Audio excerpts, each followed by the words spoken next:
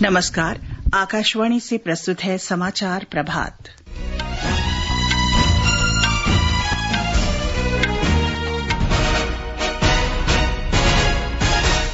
प्रधानमंत्री नरेंद्र मोदी कल गुजरात के 3 दिन के दौरे पर जाएंगे।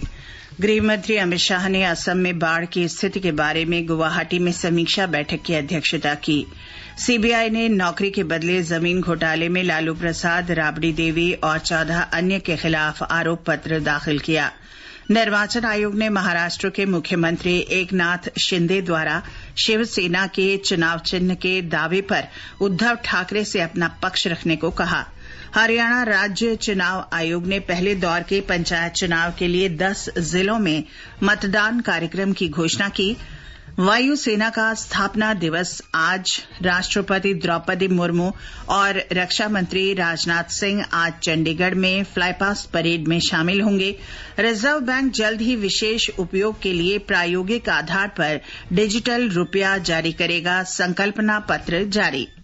गुजरात में राष्ट्रीय खेलों में मल्लखंब के मुकाबले शुरू और महिला एशिया कप T20 क्रिकेट में आज भारत का मुकाबला बांग्लादेश से। समाचार प्रभात में मनोज के साथ मैं चंद्रिका जोशी। प्रधानमंत्री नरेंद्र मोदी कल से गुजरात के 3 दिन के दौरे पर रहेंगे। इस दौरान श्री मोदी मेहसाणा, भरूच, आणंद, जामनगर, राजकोट और अहमदाबाद जाएंगे। प्रधानमंत्री पहले दिन उत्तरी गुजरात के मेहसाणा में 2,890 करोड़ रुपए से अधिक लागत की विकास परियोजनाओं का लोकार्पण और शिलान्यास करेंगे। इन परियोजनाओं में 511 करोड़ रुपए की लागत की साबरमती जगुदान गेज परिवर्तन परियोजना का शुभारंभ और ONGC नंदासन भूतल केंद्र का उद्घाटन शामिल है। एक रिपोर्ट। मोढेरा गांव जो अपने सूर्य मंदिर के लिए जाना जाता है, उसे जल्द ही देश के पहले सौर ऊर्जा संचालित गांव के रूप में नई पहचान मिलेगी। अपनी यात्रा के दौरान प्रधानमंत्री नरेंद्र मोदी मोढेरा को देश का पहला 24 घंटे सौर ऊर्जा संचालित गांव घोषित करेंगे। यह महत्वाकांक्षी परियोजना 80 करोड़ रुपए की लागत से भारत सरकार और गुजरात सरकार का संयुक्त उद्यम है, जिसके तहत विश्वविख्यात मोढेरा गांव के 1300 से अधिक घरों पर सोलर रूफटॉप स्थापित किए गए हैं, जिसके परिणाम स्वरूप बिजली बिलों में 60 से 100% तक कमी आई है। प्रधानमंत्री कल मोढेश्वरी माताजी मंदिर और विश्व प्रसिद्ध मोढेरा सूर्य मंदिर की मुलाकात लेंगे, जहां वह सौर ऊर्जा आधारित 3D प्रोजेक्शन और heritage light and sound show का उद्घाटन करेंगे। अपर्णा खून, आकाशवाणी समाचार, अहमदाबाद। प्रधानमंत्री नरेंद्र मोदी 11 अक्टूबर को मध्य प्रदेश के उज्जैन में श्री महाकालेश्वर मंदिर की विस्तार परियोजना के पहले चरण का शुभारंभ करेंगे। इस अवसर पर प्रधानमंत्री उज्जैन में जनसभा को संबोधित भी करेंगे। 12 ज्योतिर्लिंगों में से एक महाकालेश्वर ज्योतिर्लिंग उज्जैन में है। ब्यौरा हमारे संवाददाता से। काशी विश्वनाथ की तर्ज पर महाकाल मंदिर परिसर के विस्तार की योजना 2017 में बनाई गई थी। करीब 800 करोड़ रुपए की महाकाल मंदिर विस्तार योजना के कार्य 2 चरणों में किए जा रहे हैं। पहले चरण में करीब 351 करोड़ रुपए के कार्य हो चुके हैं। प्रधानमंत्री नरेंद्र मोदी 11 अक्टूबर को प्रथम चरण के इन्हीं कार्यों का लोकार्पण करेंगे। दूसरे चरण के कार्य 2023-24 में पूरे होंगे। मध्य प्रदेश के मुख्यमंत्री शिवराज सिंह चौहान ने लोगों से इस पल का साक्षी बनने का अनुरोध किया है। हम सब के लिए प्रसन्नता की बात, शाम को 6 बजे लोकार्पण का कार्यक्रम संपन्न होगा। ये भारत के सांस्कृतिक पुनरुत्थान का युग है। पहले केदारनाथ, फिर काशी विश्वनाथ, अब महाकाल बाबा। प्रधानमंत्री जी के हाथों से लोकार्पण होगा। मेरी आपसे अपील है कि इस पल के साक्षी बने। महाकाल मंदिर परिसर में बने कॉरिडोर का नाम श्री महाकाल लोक रखा गया है। पहले चरण में महाकाल प्लाजा, महाकाल कॉरिडोर और महाकाल थीम पार्क बनाए गए हैं। महाकाल कॉरिडोर में पैदल चलने के लिए 200 मीटर लंबा मार्ग बनाया गया है। इसमें 25 फीट ऊंची और 500 मीटर लंबी म्यूरल वॉल और शिव की विभिन्न मुद्राओं सहित 108 शिव स्तंभ श्रद्धालुओं के आकर्षण का केंद्र हैं। संजीव शर्मा, आकाशवाणी समाचार, भोपाल। गृह मंत्री अमित शाह ने कहा है कि असम को विकास के मार्ग पर आगे बढ़ाने और महत्वपूर्ण निजी निवेश को आकर्षित करने के लिए राज्य को बाढ़ से सुरक्षा प्रदान करना महत्वपूर्ण आवश्यकता है। उन्होंने कहा कि राज्य को ऐसी दीर्घकालिक योजना बनानी चाहिए जो आने वाले दशकों में बाढ़ से सुरक्षा प्रदान करे और केवल अल्पकालिक उपायों पर निर्भर न रहे।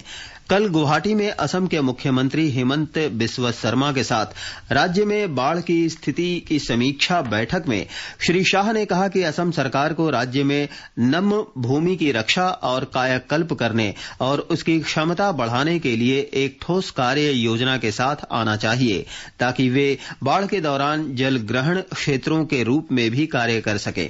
श्री शाह भाजपा के राष्ट्रीय अध्यक्ष जेपी नड्डा के साथ कोर कमेटी की बैठक में शामिल हुए। हमारे संवाददाता ने बताया कि दोनों नेता आज गुवाहाटी में कई कार्यक्रमों में शामिल होंगे।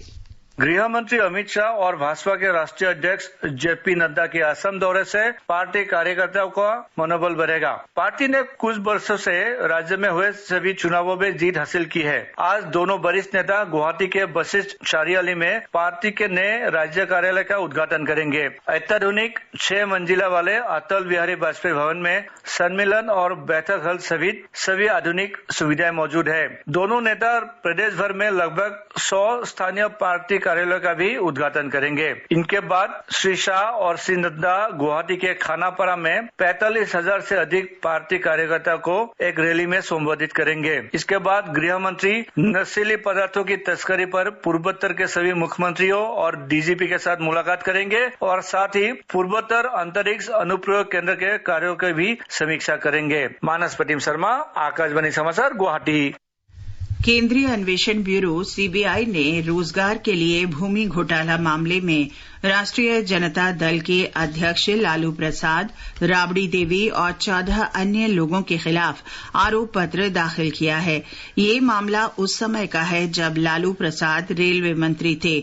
सीबीआई ने अदालत में दाखिल अपने आरोप पत्र में लालू प्रसाद की बेटी मीसा भारती, मध्य रेलवे के पूर्व महाप्रबंधक सौम्य राघवन, रेलवे के पूर्व सीपीओ कमलदीप मेनराई, वैकल्पिक श्रमिक के रूप में नियुक्त किए गए 7 उम्मीदवारों और 4 अन्य व्यक्तियों को नामित किया है।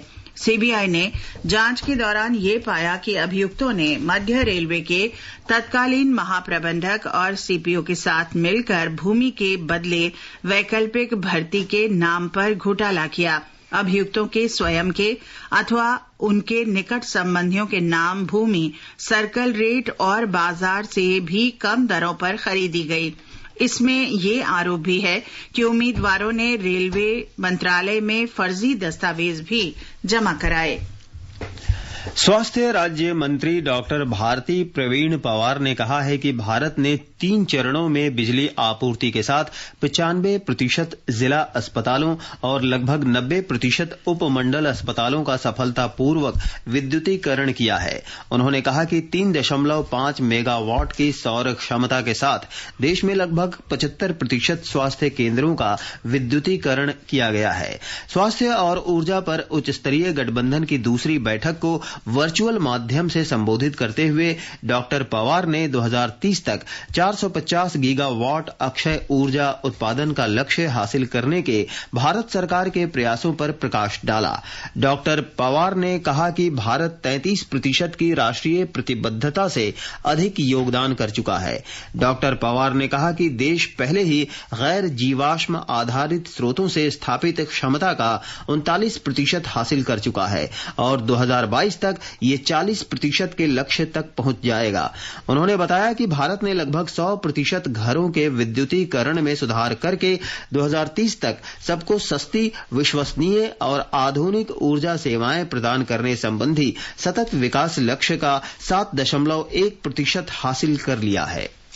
निर्वाचन आयोग ने महाराष्ट्र के पूर्व मुख्यमंत्री उद्धव ठाकरे से उनके और मुख्यमंत्री एकनाथ शिंदे के बीच शिवसेना पार्टी के चुनाव चिन्ह धनुष और तीर के विवाद के संबंध में आज दोपहर 2 बजे तक अपना जवाब देने को कहा है। अंधेरी पूर्वी विधानसभा क्षेत्र में उपचुनाव के मद्देनजर शिंदे के नेतृत्व वाले धड़े ने एक ज्ञापन सौंपा है जिसमें उसे चुनाव चिन्ह आवंटित करने की मांग की गई है। एक पत्र में आयोग ने श्री उद्धव ठाकरे को आज आवश्यक दस्तावेजों के साथ अपनी टिप्पणी प्रस्तुत करने के लिए कहा है। अगर कोई जवाब नहीं मिलता है तो आयोग इस मामले में उचित कार्रवाई करेगा। हरियाणा चुनाव आयोग ने राज्य के 10 जिलों में 3 स्तरीय पंचायती राज संस्थानों के मतदान कार्यक्रम की घोषणा कर दी है। एक रिपोर्ट। पहले चरण में भिवानी, फतेहाबाद, झज्जर, जींद, कैथल, महेंद्रगढ़, नूह, पंचकुला, पानीपत और यमुनानगर जिले में चुनाव होंगे। जिला परिषद और पंचायत समिति के चुनाव 30 अक्टूबर को कराए जाएंगे, जबकि पंचायत चुनाव के लिए अगले महीने की 2 तारीख को वोट पड़ेंगे। मतदान सुबह 7 बजे से शाम 6 बजे तक होगा। इसके साथ ही पहले चरण के दौरान राज्य के जिन 10 जिलों में मतदान होगा, उनमें आदर्श आचार संहिता लागू हो गई है। पंचकुला में राज्य के चुनाव आयुक्त धनपत सिंह ने कहा कि शेष 12 जिलों के लिए मतदान का कार्यक्रम बाद में घोषित किया जाएगा। संबद्ध जिलों को 33,500 इलेक्ट्रॉनिक मशीनें उपलब्ध कराई गई हैं। सरपंच, सदस्य पंचायत समिति और सदस्य जिला परिषद के लिए अलग अलग वोटिंग मशीनें इस्तेमाल की जाएंगी। समाचार कक्ष से फरहत नाज। ये समाचार आकाशवाणी से प्रसारित किए जा रहे हैं। 3 महीने में पैसे डबल। वाह, फास्ट और हाई रिटर्न्स भी। क्या स्कीम है? कल तो नहीं थी और कल होगा भी नहीं। तूने कभी 5 ओवर में डबल सेंचुरी मारी है? ऐसे स्कीम के बहकावे में आके हम धोखा खा सकते हैं। और आरबीआई कहता है अपना पैसा सुरक्षित रखो और समझदारी से निवेश करो। अगर ज्यादा रिटर्न के पीछे भागोगे तो रिस्क भी उतना ही उठाओगे। और फास्ट रिटर्न से बच के, और फास्ट बॉलिंग से भी। आरबीआई कहता है जानकार बनिए, सतर्क रहिए। अधिक जानकारी के लिए 14440 पर मिस्ड कॉल दें। भारतीय रिजर्व बैंक द्वारा जनहित में जारी। जागृति का कहना है कि प्रत्येक विक्रेता ये विवरण देगा कि वस्तु किस देश में निर्मित है। उपभोक्ता मामले विभाग, भारत सरकार द्वारा जनहित में जारी। जागो ग्राहक जागो। समाचार प्रभात में आपका फिर स्वागत है। आगे बढ़ने से पहले एक नजर मुख्य समाचारों पर। प्रधानमंत्री नरेंद्र मोदी कल गुजरात के 3 दिन के दौरे पर जाएंगे। गृह मंत्री अमित शाह ने असम में बाढ़ की स्थिति के बारे में गुवाहाटी में समीक्षा बैठक की अध्यक्षता की। सीबीआई ने नौकरी के बदले जमीन घोटाले में लालू प्रसाद, राबड़ी देवी और 14 अन्य के खिलाफ आरोप पत्र दाखिल किया। निर्वाचन आयोग ने महाराष्ट्र के मुख्यमंत्री एकनाथ शिंदे द्वारा शिवसेना के चुनाव चिन्ह के दावे पर उद्धव ठाकरे से अपना पक्ष रखने को कहा। हरियाणा राज्य चुनाव आयोग ने पहले दौर के पंचायत चुनाव के लिए 10 जिलों में मतदान कार्यक्रम की घोषणा की। वायुसेना के स्थापना दिवस आज। राष्ट्रपति द्रौपदी मुर्मू और रक्षा मंत्री राजनाथ सिंह आज चंडीगढ़ में फ्लाई पास्ट परेड में शामिल होंगे। रिजर्व बैंक जल्द ही विशेष उपयोग के लिए प्रायोगिक आधार पर डिजिटल रुपया जारी करेगा। संकल्पना पत्र जारी। गुजरात में राष्ट्रीय खेलों में मल्लखंभ के मुकाबले शुरू। और महिला एशिया कप T20 क्रिकेट में आज भारत का मुकाबला बांग्लादेश से। आज वायुसेना दिवस है। भारतीय वायुसेना की स्थापना 1932 में 8 अक्टूबर को हुई थी। भारतीय वायुसेना आज 90 वर्ष पूरे कर रही है। इस अवसर पर आज दोपहर चंडीगढ़ में सुखना झील के निकट फ्लाई पास्ट परेड होगी। इतिहास में पहली बार वायुसेना दिवस परेड और फ्लाई पास्ट का आयोजन राष्ट्रीय राजधानी क्षेत्र से बाहर किया जा रहा है। राष्ट्रपति द्रौपदी मुर्मू और रक्षा मंत्री राजनाथ सिंह इस अवसर पर उपस्थित रहेंगे। फ्लाई पास्ट में 75 विमान शामिल होंगे, जबकि 9 विमान स्टैंड बाय मोड में रखे जाएंगे। हाल में भारतीय वायुसेना में शामिल हल्के लड़ाकू हेलीकॉप्टर अपनी युद्धक क्षमता का प्रदर्शन करेंगे। तेजस, सुखोई, MiG-29, जगुआर, राफेल और हॉक भी फ्लाई पास्ट में शामिल होंगे। रिजर्व बैंक जल्द ही डिजिटल रुपया जारी करेगा। थोक और खुदरा भुगतान के लिए अलग अलग डिजिटल करेंसी जारी करने का प्रस्ताव है। शुरू में ये मुद्रा प्रायोगिक आधार पर जारी की जाएगी। केंद्रीय बैंक ने कल डिजिटल करेंसी की धारणा को स्पष्ट करने के बारे में एक संकल्पना पत्र जारी किया है। इसका उद्देश्य डिजिटल भुगतान को प्रोत्साहित करने और डिजिटल मुद्रा के बारे में जागरूकता पैदा करना है। संकल्पना पत्र में डिजिटल करेंसी के डिजाइन, डिजिटल रुपये के संभावित उपयोग, उसे जारी करने की विधि और central bank digital currency CBDT जारी करने में रिजर्व बैंक की भूमिका स्पष्ट की गई है। भारतीय स्वापक नियंत्रण ब्यूरो NCB ने भारतीय नौसेना के साथ एक संयुक्त कार्रवाई में कोच्चि तट पर ईरान की एक मछली पकड़ने वाली नौका की जांच के दौरान अफगान मूल की 200 किलोग्राम हेरोइन जब्त की है। एक रिपोर्ट। अंतर्राष्ट्रीय बाजार में ड्रग्स की इस खेप की कीमत लगभग 1200 करोड़ रुपए आंकी गई है। चालक दल के सभी 6 सदस्य ईरानी नागरिक हैं, जिन्हें हिरासत में ले लिया गया है और पूछताछ जारी है। एनसीबी के उप महानिदेशक संचालन संजय कुमार सिंह ने कोच्चि में बताया कि जब्त की गई हेरोइन 200 पैकेट्स में मिली है। ये ड्रग्स अफगानिस्तान से पाकिस्तान ले जाई गई और फिर वहां से एक ईरानी मछुआ नौका पर लाद दी गई। पाकिस्तान के ड्रग सरगना हाजी सलीम का नेटवर्क नशीली दवाओं की तस्करी में शामिल है। इस खेप को आगे एक श्रीलंकाई नौका तक पहुंचाया जाना था। उन्होंने कहा कि इसका एक हिस्सा भारतीय तटों तक पहुंच गया होगा। पिछले कुछ वर्षों में अरब सागर और हिंद महासागर के रास्ते भारत में अफगान हेरोइन की तस्करी तेजी से बढ़ी है। समाचार कक्ष से मुनीश शर्मा। प्रवर्तन निदेशालय ने दिल्ली की आम आदमी पार्टी सरकार की आबकारी नीति से जुड़े धन शोधन के मामले में कल एक बार फिर से छापा मारा। ईडी के अधिकारी ने दिल्ली, पंजाब और हैदराबाद में 35 स्थानों पर गहन तलाशी ली। ये छापे कुछ शराब वितरकों, कंपनियों और उनसे जुड़े दफ्तरों में मारे गए। निदेशालय इस मामले में अब तक 103 से अधिक ठिकानों पर छापा मार चुकी है। पिछले महीने शराब कारोबारी और शराब बनाने वाली कंपनी इंडो स्पिरिट के प्रबंध निदेशक समीर महेंद्रू को गिरफ्तार किया गया था। केंद्रीय अन्वेषण ब्यूरो द्वारा एफआईआर दर्ज करने के बाद ईडी ने धन शोधन का मामला दर्ज किया था। दिल्ली के उपराज्यपाल वीके सक्सेना ने दिल्ली आबकारी नीति 2021-22 के कार्यान्वयन में कथित अनियमितता की सीबीआई जांच की सिफारिश की थी। उन्होंने इस मामले में 11 आबकारी अधिकारियों को निलंबित भी किया था। उधर आम आदमी पार्टी ने इस कार्रवाई को अनुचित बताया है। भारतीय जनता पार्टी ने नई दिल्ली में हजारों हिंदुओं के बौद्ध धर्म अपनाने के समारोह में शामिल होने के लिए दिल्ली सरकार के समाज कल्याण मंत्री राजेंद्र पाल गौतम के इस्तीफे की मांग की है। पार्टी सांसद मनोज तिवारी ने श्री गौतम पर राष्ट्रीय राजधानी में सांप्रदायिक सद्भाव बिगाड़ने का आरोप लगाया। उन्होंने कहा कि श्री गौतम ने इस कार्यक्रम में भाग लेकर हिंदू और बौद्ध संप्रदाय के बीच घृणा पैदा करने की कोशिश की। प्रधानमंत्री नरेंद्र मोदी ने जम्मू कश्मीर में रिकॉर्ड संख्या में पर्यटकों के पहुंचने पर प्रसन्नता व्यक्त की है। जम्मू कश्मीर के सूचना महानिदेशालय की ओर से जारी ट्वीट पर प्रधानमंत्री ने आतिथ्य और गर्मजोशी के लिए जम्मू कश्मीर की जनता का आभार व्यक्त किया है। इस वर्ष अब तक 1,62,00,000 पर्यटक जम्मू कश्मीर आ चुके हैं।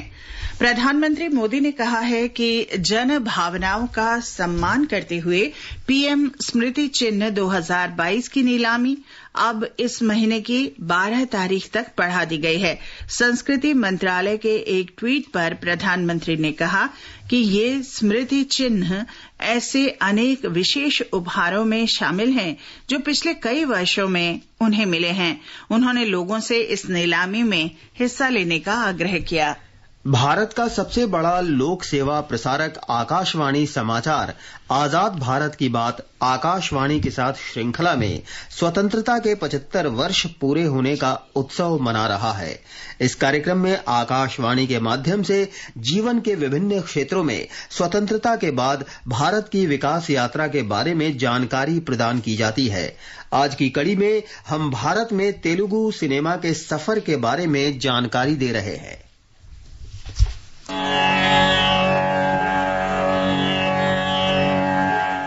भारत में प्रदर्शित पहली तमिल मूक फिल्म कीचक वधम वर्ष 1918 में आर नटराज मुदलियार ने बनाई थी। वर्ष 1931 में आलम आरा के प्रदर्शन के 7 महीनों के भीतर एच.एम. रेड्डी द्वारा निर्देशित एक तमिल फिल्म कालिदास रिलीज हुई थी। मद्रास, जिसे अब चेन्नई के नाम से जाना जाता है, उस समय दक्षिण भारतीय फिल्मों की फिल्म राजधानी और हिंदी फिल्मों के साथ साथ श्रीलंकाई सिनेमा के लिए द्वितीयक फिल्म केंद्र बन गया था। द्रविड़ आंदोलन के नेता सीएन अन्नादुराई ने वर्ष 1949 में वेलक्करी और 1951 में और इरावू फिल्म का लेखन किया। तमिलनाडु के पूर्व मुख्यमंत्री और पूर्व दक्षिण भारतीय फिल्म अभिनेता एम करुणानिधि ने वर्ष 1952 में ब्लॉकबस्टर फिल्म पराशक्ति का लेखन किया और देश के महानतम अभिनेताओं में से एक शिवाजी गणेशन को फिल्मों में लेकर आए। நிச்சயமாக இல்லை. கோவிலிலே குழப்பம் விளைவித்தேன். கோவில் கூடாது என்பதற்காக அல்ல. கோவில் கொடியவரின் கூடாரமாய் இருக்க கூடாது என்பதற்காக.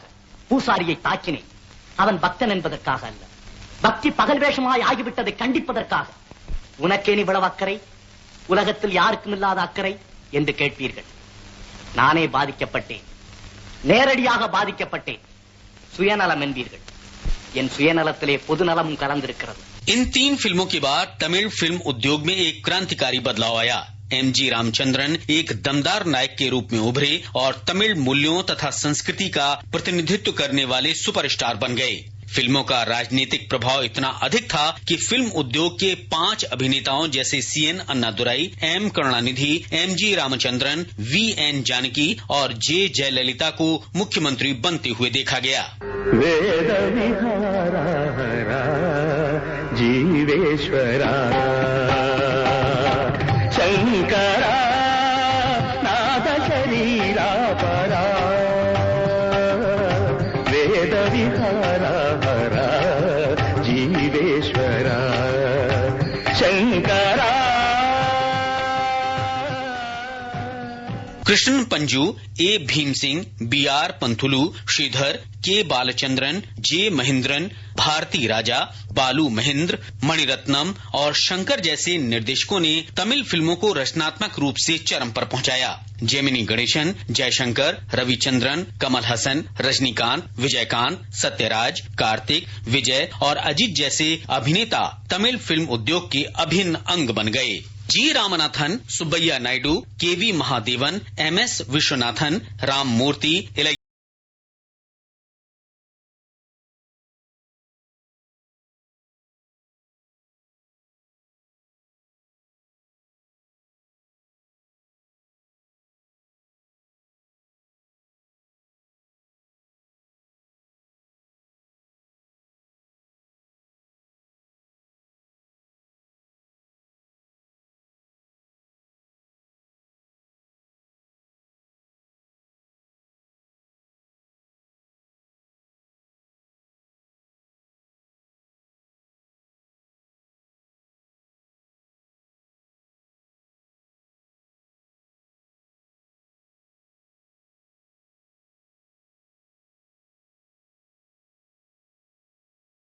उंगल विरुप्पम और साउंड ट्रैक ओली चित्रम ने तमिल सिनेमा को काफी मदद प्रदान की.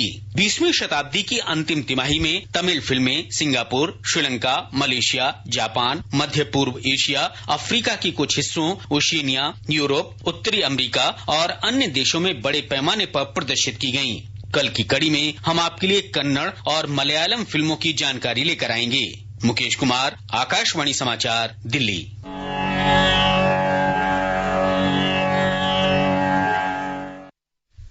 अभी आप सुन रहे थे तमिल सिनेमा के सफर के बारे में.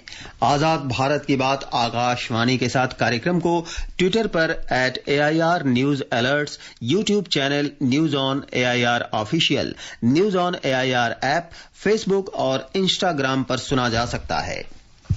इस वर्ष का नोबेल शांति पुरस्कार बेलारूस के मानवाधिकार नेता एलेस बियालियात्स्की, रूसी मानवाधिकार संगठन मेमोरियल और यूक्रेन के मानवाधिकार संगठन सेंटर फॉर सिविल लिबर्टीज को संयुक्त रूप से देने की घोषणा की गई है. रूस में 1962 में जन्मे एलेस बियालियात्स्की सबसे पहले 1980 के दशक में बेलारूस के लोकतांत्रिक आंदोलन के अग्रणी नेता बने. उन्होंने अपना जीवन लोकतंत्र और शांतिपूर्ण विकास को प्रोत्साहित करने के प्रति समर्पित किया. 36वें राष्ट्रीय खेलों में कल मल्लखंब प्रतियोगिताएं शुरू हुई. मल्लखंब इस साल राष्ट्रीय खेलों में शामिल 5 नए खेलों में से एक है. कल महाराष्ट्र ने महिला डाइविंग की 1 मीटर स्प्रिंग बोर्ड स्पर्धा में स्वर्ण पदक जीता. तैराकी में कर्नाटक के ओलंपियन श्रीहरि नटराज ने 100 मीटर बैकस्ट्रोक स्पर्धा में और कर्नाटक की नीना वेंकटेश ने 50 मीटर महिला बटरफ्लाई स्पर्धा में नया रिकॉर्ड बनाया. अब तक पदक तालिका में सर्विसेज 41 स्वर्ण सहित 99 पदकों के साथ सबसे ऊपर है. हरियाणा 29 स्वर्ण सहित 72 पदक जीतकर दूसरे स्थान पर और महाराष्ट्र 24 स्वर्ण सहित 93 पदकों के साथ तीसरे स्थान पर है. बांग्लादेश में महिला एशिया कप T20 क्रिकेट प्रतियोगिता में आज दिन में 1 बजे भारत का मुकाबला बांग्लादेश से होगा. कल पाकिस्तान ने भारत को 13 रन से हरा दिया. 138 रन के लक्ष्य के जवाब में भारतीय टीम 124 रन ही बना सकी. राष्ट्रीय राजधानी दिल्ली में बारिश का अनुमान है। मुंबई, कोलकाता और चेन्नई में गरज के साथ बारिश की संभावना है। श्रीनगर, जम्मू, मुजफ्फराबाद, लेह और गिलगित में आसमान साफ रहेगा। गुवाहाटी में बारिश की संभावना है। अगरतला, इम्फाल, कोहिमा, ईटानगर और आइजोल में बूंदाबांदी हो सकती है। मौसम विभाग ने मुंबई, ठाणे, पालघर और कोंकण सहित आसपास के जिलों में येलो अलर्ट जारी किया है। ये समाचार हमारी वेबसाइट newsonair.gov.in/hindi पर भी उपलब्ध हैं। और मनोज, अब आप बताएं आज के समाचार पत्रों में क्या विशेष है। जी चंद्रिका, कुछ अखबारों की बड़ी सुर्खी है, भारत चौथी औद्योगिक क्रांति का नेतृत्व करेगा। जनसत्ता ने प्रधानमंत्री मोदी के बयान के साथ लिखा है, देश को वैश्विक विनिर्माण केंद्र बनाने के लिए सरकार के इस दिशा में किए गए सुधारों से ये संभव है। विदेश मंत्रालय के इस स्पष्टीकरण को अधिकांश अखबारों ने मुख्य पृष्ठ पर दिया है। एलएसी विवाद समाप्ति पर कुछ कदम अभी बाकी। पाकिस्तान स्थित अमेरिकी राजदूत की पीओके यात्रा पर भारत का कड़ा विरोध। हिंदुस्तान में सख्ती शीर्षक से पहली खबर है, नई आबकारी नीति मामले में प्रवर्तन निदेशालय की 35 स्थानों पर कार्रवाई। अमर उजाला ने डिजिटल मुद्रा ई-रूपी का पायलट प्रोजेक्ट शुरू होने की खबर के साथ लिखा है, डिजिटल अर्थव्यवस्था को मजबूती मिलेगी, मनी लॉन्ड्रिंग पर नजर रखना होगा। दैनिक ट्रिब्यून लिखता है, जल्द आएगा रुपए का डिजिटल अवतार। लोक सत्य ने पहले पन्ने पर खबर दी है, भारत का पहला सौर ऊर्जा से चलने वाला गांव बनेगा। विश्व भर में सूर्य मंदिर के लिए प्रसिद्ध गुजरात का मोढेरा गांव। दैनिक भास्कर ने विशेष शीर्षक से आवृत्ति और आयाम के आधार पर आवाजों का रंगों में वर्गीकरण प्रस्तुत किया है। बेहद रोचक इस आलेख में न्यूयॉर्क टाइम्स में प्रकाशित शोध के हवाले से लिखा गया है, सफेद, भूरी और गुलाबी आवाजें मन को सुकून देती हैं। चीखने चिल्लाने की आवाजें बैगनी है, ये परेशान करती हैं। सफेद आवाजें दिमाग की एकाग्रता बढ़ाती हैं, इससे याददाश्त बढ़ती है। कुछ आवाजें आपको सुला देती हैं। पत्र लिखता है, आवाज फ्रीक्वेंसी और एम्पलीट्यूड यानी आवृत्ति और आयाम पर निर्भर करती है। लगभग 20 साल चले इस शोध के बाद अमेरिका की कंपनियां सफेद आवाज पर आधारित डिवाइस बना रही है जो सोने में मदद करेगा। जेल में बंद लोकतंत्र समर्थक मानवाधिकार कार्यकर्ता को शांति का नोबेल पुरस्कार दिए जाने को भी अखबारों ने अहमियत दी है। नवभारत टाइम्स के शब्द हैं, पुतिन के 3 विरोधियों को दिया जाएगा शांति का नोबेल। हिंदुस्तान ने खबर का शीर्षक दिया है, दमन के खिलाफ आवाज को नोबेल। राजस्थान पत्रिका के शब्द हैं, युद्धरत रूस और यूक्रेन के 2 संगठन शांति के शिखर। दैनिक जागरण की खबर है, पराली जलाने पर मामले आपराधिक नहीं लेकिन लग सकता है बड़ा जुर्माना। कई अखबारों ने महिला और बाल विकास मंत्रालय के प्रधानमंत्री राष्ट्रीय बाल पुरस्कारों के आवेदन की अंतिम तिथि 31 अक्टूबर शाम 5 बजे तक बढ़ाने की खबर दी है। आवेदक राष्ट्रीय पुरस्कार पोर्टल www.awards.gov.in www.awards.gov.in पर आवेदन कर सकते हैं। पुराने पोर्टल पर आवेदन कर चुके लोग भी इसमें आवेदन कर सकते हैं। और अंत में मुख्य समाचार एक बार फिर। प्रधानमंत्री नरेंद्र मोदी कल गुजरात के 3 दिन के दौरे पर जाएंगे। गृह मंत्री अमित शाह ने असम में बाढ़ की स्थिति के बारे में गुवाहाटी में समीक्षा बैठक की अध्यक्षता की। सीबीआई ने नौकरी के बदले जमीन घोटाले में लालू प्रसाद, राबड़ी देवी और 14 अन्य के खिलाफ आरोप पत्र दाखिल किया। निर्वाचन आयोग ने महाराष्ट्र के मुख्यमंत्री एकनाथ शिंदे द्वारा शिवसेना के चुनाव चिन्ह के दावे पर उद्धव ठाकरे से अपना पक्ष रखने को कहा। हरियाणा राज्य चुनाव आयोग ने पहले दौर के पंचायत चुनाव के लिए 10 जिलों के मतदान कार्यक्रम की घोषणा की। वायुसेना का स्थापना दिवस आज। राष्ट्रपति द्रौपदी मुर्मू और रक्षा मंत्री राजनाथ सिंह आज चंडीगढ़ में फ्लाई पास्ट परेड में शामिल होंगे। रिजर्व बैंक जल्द ही विशेष उपयोग के लिए प्रायोगिक आधार पर डिजिटल रुपया जारी करेगा। संकल्पना पत्र जारी। गुजरात में राष्ट्रीय खेलों में मल्लखंब के मुकाबले शुरू हुए और महिला एशिया कप T20 क्रिकेट में आज भारत का मुकाबला बांग्लादेश से। इसके साथ ही समाचार प्रभात का ये अंक समाप्त हुआ। नमस्कार।